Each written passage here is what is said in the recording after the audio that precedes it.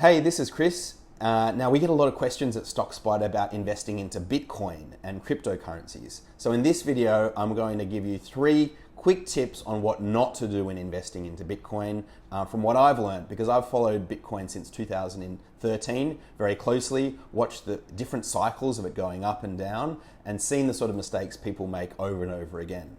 So the first mistake I think people make is they buy when they see Bitcoin in the news.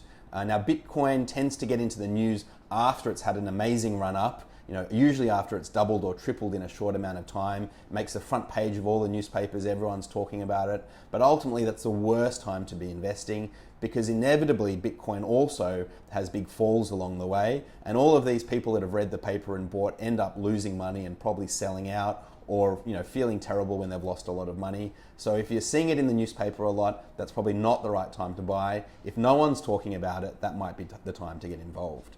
So my tip number 2 would be, don't put all your money in at once.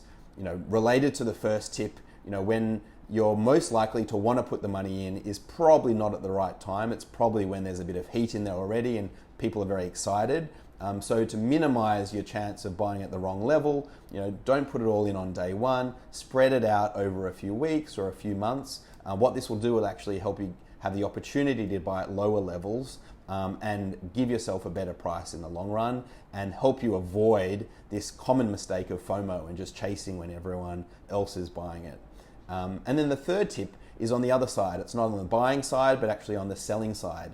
A mistake I've seen happen all too often is people that have made good money in cryptocurrency, Bitcoin, or actually any sort of speculative investment.